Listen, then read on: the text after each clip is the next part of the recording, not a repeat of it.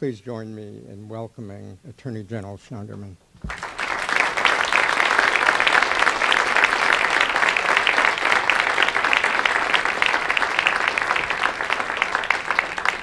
Thank you, and it's a pleasure to be here with you today. Thank you for your kind introduction. I do want to thank Pace University and the Pace School of Law for hosting us here today. Pace is a very widely, even nationally acknowledged leader in the area of environmental law, and I know he couldn't join us this morning, but I know my friend Dean Yaskey at the helm. Pace's influence and prestige is only going to keep growing, and I also note that while I don't always celebrate poaching, Janice Dean from my Environmental Protection Bureau is now leaving to come over here to Pace, but I view that as a part of this sort of self-sustaining process that we get lawyers from here, and occasionally our lawyers come back, and it is all very much in the family.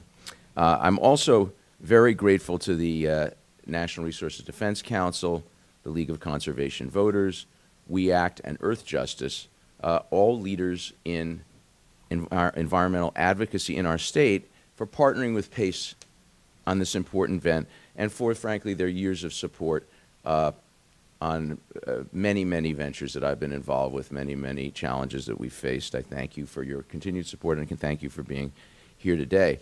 I also want to acknowledge Carl Rabago, the head of the Energy and Climate Center here at Pace, and Kit Kennedy from NRDC for their leadership and expertise on the issue and their help in organizing this event. The partnership that we have formed is, as I will discuss, more critical than ever. And I want to thank all of you for being here, for taking the time to focus on this, and for your commitment and engagement in the cause of protecting our planet. This is certainly not a new fight, but I believe that we're facing a defining moment in this effort. The federal government's National Climate Change Assessment that was released in May, and the report of the UN's Intergovernmental Panel on Climate Change, issued in March, really framed this very, very important moment. The UN report warned that without immediate concerted action, quote, "It is clear that the future climate will be warmer, sea levels will rise, global rainfall patterns will change, and ecosystems will be affected." I would submit that all need to ratchet up our creativity and our outreach to make it clear for everyone to understand, and easy for everyone to understand, that climate change is already affecting each of us.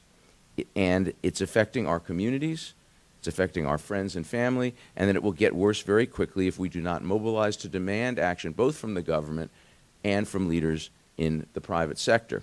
As a step towards personalizing the issue and focusing public awareness, today my office has released a report on the frequency and intensity of extreme rainfall and rainstorms in communities all across New York State. We have some copies here, and the report is, of course, posted on our OAG website. One of the authors of that report, Lem Sralovic, who's the head of my Environmental Protection Bureau, is here and will be a part of the panel that will take the stage after my introductory talk, and we'll talk more in detail about the report. But the approach that we took, and the reason we focused on this report, it will be clear from my remarks, but it's very important to emphasize the need for creativity and the need for bringing home to people in a much more personal way the issue of climate change and the disruption of our weather systems. We can't scientifically attribute any particular severe weather event, events cited in our report, and there's a long list, to climate change. We can't draw this direct connection, but we know that the pattern and impact of more frequent and more extreme rainfall in our state, it's undeniable. The federal government's own data make clear beyond any doubt that the country is experiencing more frequent and violent bad weather. Yet the unprecedented gridlock in Congress is preventing meaningful leadership on this critical issue from Washington. And this is really the first point I want to emphasize today. Ladies and gentlemen, we together face the challenge of mobilizing the American people to action on climate change without a functional United States Congress. Consistent with my views on public health and diet, I'm not sugarcoating things in these remarks. And listen, the problems in Washington believe me, come as no surprise to me and the lawyers in my office, from failing to close the gun show loophole in order to ensure background checks for firearm purchases when 90% of the American public favored background checks, to neglecting the scourge of prescription drug abuse that has devastated so many American families, to even doing something as basic as helping police departments pay for bulletproof vests for their officers. In the last few years, the federal government has simply failed to do what is necessary for the American people. So, ladies and gentlemen, it falls to those of us in state government and those of us in advocacy organizations more than it has at any point in my lifetime to fill this void. Now, in each of these examples I just cited, state government, as represented in my office, has been able to step up and do what was needed to be done using very creative approaches to protect New Yorkers. I've seen this over and over again since I became Attorney General in January 2011, and was famous, it's fairly well known, that I was faced with the fact that the federal government was not really that interested in going after the banks that had blown up the American economy, and I had to do some serious work to get that to happen. I'm proud of the fact that we found innovative ways for New York State to take the lead when Washington could or should not. There are other states around the country that are using similar levels of creativity. But it's important that we be clear about the depth of this problem. Let me use the last example I just cited. There was a federal program that for over 15 years was reimbursing police departments around the country half the cost of buying bulletproof vests so their officers would not be wounded or killed. It was a very inexpensive program. It enjoyed broad bipartisan support. And things are so bad in Washington that the funding for this program got killed. There was a bill to refinance it, and some ideologues said, well, we don't think that the federal government should be involved in local law enforcement. And as a result, around the United States, there are police officers who will be wounded or killed because they don't have bulletproof vests. It's a disgrace. I can't imagine any member of the House or Senate actually standing up saying, no, I'm opposed to this program. In New York, we stepped in, and my office is using forfeiture funds from criminal enterprises to reimburse the money for New York State police departments. That's not happening in the rest of the country. So I use that to dramatize the depth of the problem and the fact that we are dealing with the largest challenge we as environmentalists have really had to face yet, the threat of the changing climate that is endangering every community across the country with a fundamentally damaged federal government. But while this is a fundamentally serious problem, the good news is that even as we work to fix things in Washington, there is a lot we can do at the state level, including and especially building coalitions with other states and with the assistance and support of organizations like the NRDC, the LCV, We Act and Earth Justice. We have already achieved many important victories at the state level. Let me remind you of a few of them. My office represented a broad coalition of states and cities against out-of-state polluters and got the U.S. Supreme Court to reinstate the EPA's cross-state air pollution rule, which reduces upwind pollution that blows into New York from neighboring states. In another action, we sued the EPA for violating the Clean Air Act by refusing to limit air pollution from wood heaters, including outdoor wood boilers, which have proliferated in many, many areas. They're all over upstate New York right now. There were no limits on them. We forced the EPA to propose stronger air pollution standards for new wood heaters for the first time in 25 years and for the first time ever for outdoor wood boilers. We also led a coalition of 11 states in securing a settlement with the EPA that compelled the agency to update national air quality standards for soot pollution, fine particulate matter, and the revised standards could prevent more than 35,000 premature deaths annually, according to a report prepared by the American Lung Association, the Clean Air Task Force, and Earth Justice. In 2012, my office successfully defended the Regional Greenhouse Gas Initiative, or RGGI, a multi-state agreement that puts a price on carbon pollution in order to reduce emissions. It was under attack by a group called Americans for Prosperity, which is supported by David and Charles Koch, who famously made their fortune in the oil industry. And New York is also leading a coalition of 7 states suing the EPA for violating the Clean Air Act by failing to address methane emissions from the oil and gas industry, a huge issue that requires immediate action. Just yesterday, to wrap this up and to call attention to another aspect of this problem, I led a coalition of 10 states, the District of Columbia and New York City, that is intervening in a lawsuit to defend a 2010 settlement between the EPA and New York State that requires the EPA to establish emission standards for fossil fuel-fired electric generating facilities. The settlement is being challenged by a coalition of 12 other state attorneys general, mostly coal-producing states, who are challenging them. And this is increasingly a pattern that I am observing, that I am, along with a few other aggressive AGs, constantly in the leadership of these groups of states that are fighting with other states over the future of whether we will have effective environmental regulation, whether or not we're going to address the issues associated with climate change. And in the absence of strong federal action, that's a pattern that will continue. And I would urge all of you to pay attention to who is stepping up to the plate, who is providing leadership, and who is not, because there's a wide variety of, shall we say, both quality and commitment as you look at different states around the country. And I also want to note that we have also moved into areas the federal government would not deal with, and the great lawyers and scientists in my office have been taking aggressive action to protect our water, going after polluters, defending our state's clean water standards, and pushing for stronger laws to protect water quality. We've busted folks who were dumping carcinogenic debris into the New York City watershed area. We have secured a landmark agreement with the City of New York that's going to significantly reduce discharges of nitrogen from municipal wastewater treatment plants into Long Island Sound. And as noted by the President, we have taken action when new threats emerge.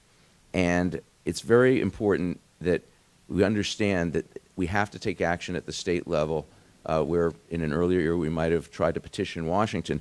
We proposed earlier this year a first-in-the-nation legislation to ban microbeads, this plastic form of pollution, which are tiny plastic beads, often less than a millimeter in diameter, that are added to facial washes and other cosmetic products. It provides the gritty feeling that some of these products provide. Approximately 19 tons of microbeads get washed down the drain in New York State every year, and because they're so small and buoyant, they make it through our wastewater treatment systems. They act as sponges out in the waterways, soaking up toxins. The fish eat the microbeads, and people who eat the fish are exposed to those toxins. Our bill, the Microbead Free Waters Act, will make New York a national leader in banning the sale of beauty products. It has already passed the Assembly unanimously, and we believe it will pass the Senate when they reconvene in January. But ladies and gentlemen, as I move towards the second major point of my speech, just by putting the ban on the table and calling attention to this and using some high-profile folks to do that, we've actually changed the conversation nationally. And even globally. When we announced this bill, some corporations just announced we're going to discontinue microbeads globally, voluntarily. Unilever, Colgate-Palmolive, and Johnson & Johnson were joined by L'Oreal in a commitment to voluntarily phase out microbeads, not just in New York, but worldwide. So these are examples of significant state action aimed at securing a cleaner, safer environmental future for our children. And we could not have done any of it without your help, without the help of the advocates and our coalitions with advocacy groups in other states. This is the team we are taking into the new season. But as I noted before, our biggest challenge is now before us, and our creativity, our commitment, and our collaboration is more important than ever.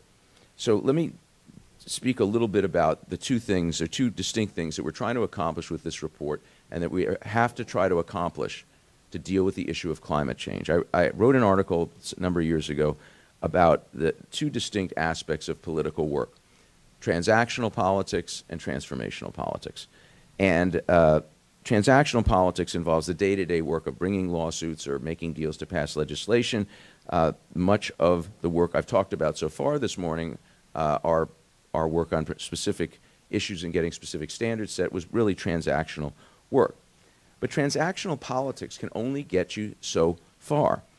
People have to agree on the conceptual framework of a problem before they can take action, and that's where transformational political work comes in. And it's something that has been neglected by a lot of folks who fight on behalf of more progressive causes over the last number of decades, while more conservative groups have really done a lot of work to change the dialogue, to change the way people think about issues, to convey that collective action is sort of anti-American, and that the philosophy of our country at the outset was really you're on your own.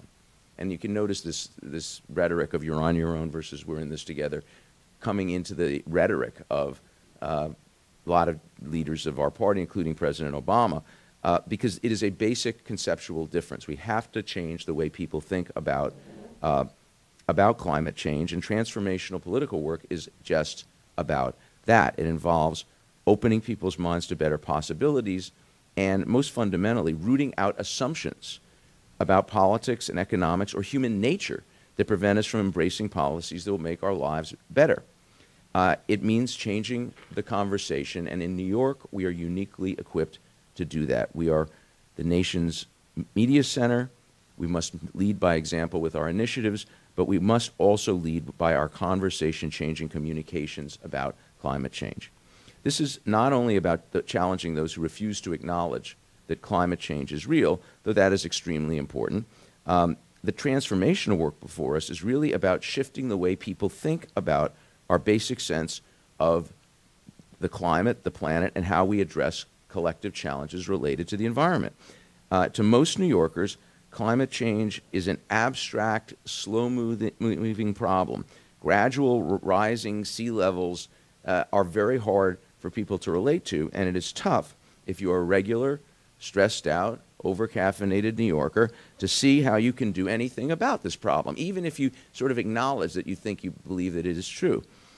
So it is up to us to do the transformational work needed to enable all to clearly see that climate change is real, that all of us are feeling its effects right now, and that we can and must address it together. When Hurricane Sandy hit, here we were woefully unprepared. Almost 20 million people were affected. To over 2 million utility customers directly suffered power outages. Hospitals were shut down. Sewage treatment plants could not operate, so billions of gallons of sewage flowed into our waterways, and tens of thousands of New York families remained without power for weeks after the storm. In the New York City metropolitan area, we believe that more than $50 billion in economic activity was lost due to power outages and other infrastructure failures in the wake of the storm. These are problems not just caused by the storm itself, but caused by the defects in our system for handling a storm of this magnitude. It gets worse. Last January, Con Ed applied to the Public Service Commission for $1 billion to repair and strengthen its energy systems. This is after Sandy.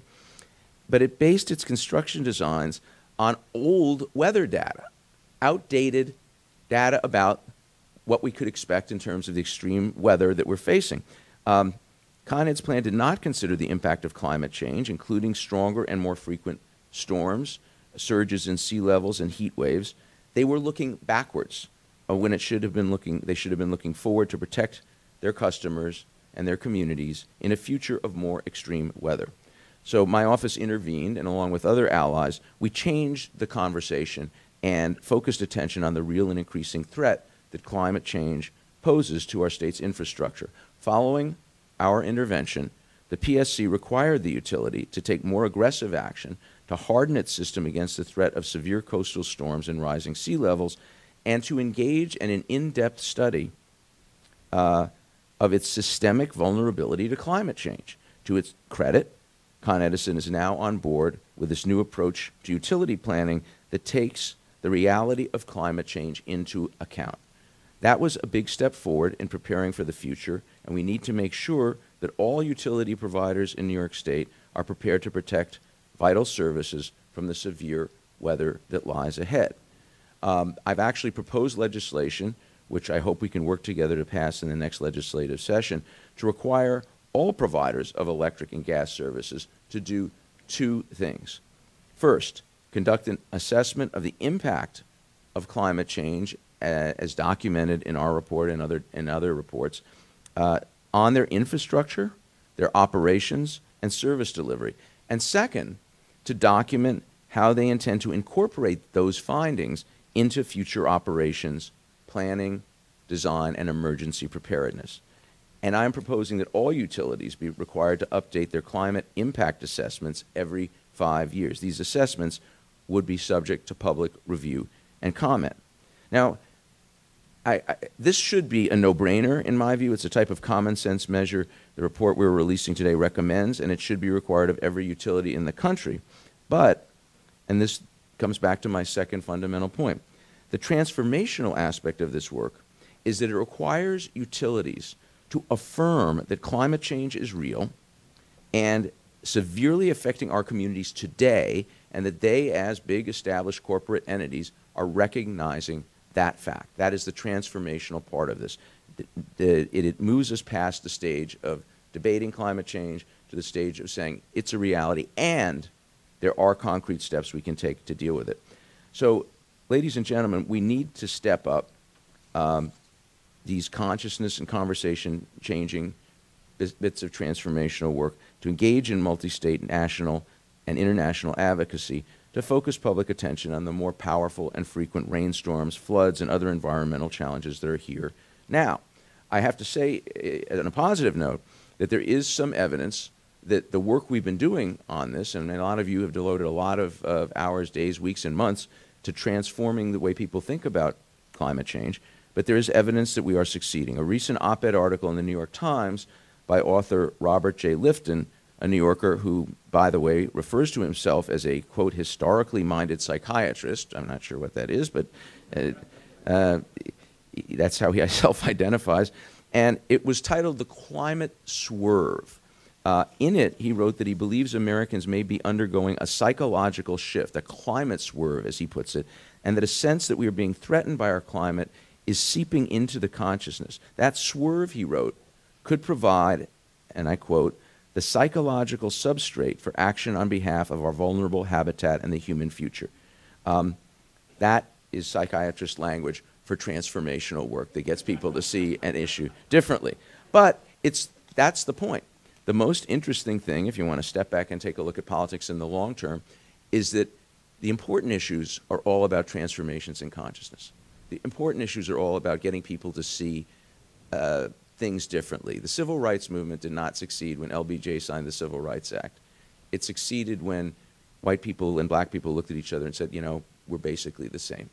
The old prejudices sort of fell away internally. And you can see the transformation in consciousness about the equality of the LGBT community at an even faster rate over the last couple of decades. So changing consciousness is what we do in transformational politics. And on the issue of climate change, that's the work ahead of us. So along with all of the other specific transactional work that we have to fight for every year in state legislatures all across the country, we need to focus on really doing something more than just refuting the deniers and calling out the politicians who flip-flop on this issue.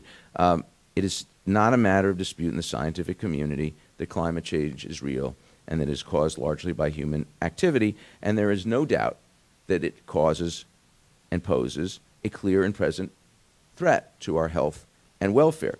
We need to consider the fact that a lot of people who know very, very well what climate change is about and that it's real continue to get away in their public lives with denying its existence or saying we don't know or the data is unclear. So in addition to working on the transactional work of calling out those politicians and passing legislation, we need to create new ways to get the message out, and that's what we're trying to do in our own modest way with the report today. The point of this report is that the weather we're experiencing personally, here, now, that our family and friends around the state of New York are experiencing, is a direct result of global warming trends and that we have been watching for decades but have yet to effectively address. So that's the work that is being done here. We owe it to the people of the Hudson Valley and the eastern Adirondacks where Hurricane Irene, and this is all detailed in the report, dumped 11 inches of rain in 24 hours in 2011, and who were deluged again a week later by the remnants of Tropical Storm Lee. And we owe it to the people on Long Island who last month were swamped with more than 13 inches of rain in a matter of hours. That's almost as much rain as Long Island gets in an entire summer. And that happened in a matter of hours. We owe it to the people of the Catskills and the Capital District, who in September 2012 got 7.5 inches of rain in a matter of a few hours, flooding out homes and streets and closing businesses. These are just a few examples from our report. But it's important because we think it helps personalize and bring home the reality of climate change. People who were flooded out of their homes or had friends or families that experienced the storms discussed in our report understand that something has gone wrong with the weather. They understand that there's something real, that's something happening that's now. It's not having to do, doesn't have to do with the melting of the ice shelf in the Arctic. It has to do with what's happening in Islip. It has to do with what's happening in Albany. It has to do with what's happening in Cattaraugus. And it is up to us to take these real experiences and connect them to the facts of climate change, and then connect them to the actions we need to take collectively to address it. We need we need to move ahead together, and the time pressure is getting more extreme. There'll be a lot of opportunities around the Climate Change Summit to call attention to this issue.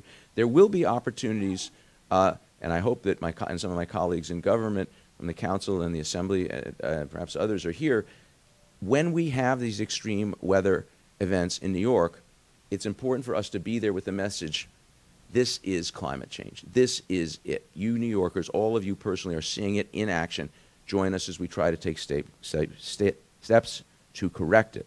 Really, for the sake of all New Yorkers and our country, we've got to accept the fact that the leadership is now up to us, to the advocates and state governments. We have to redouble our work to transform the conversation, and we must be more and more creative about how we carry and deliver this message.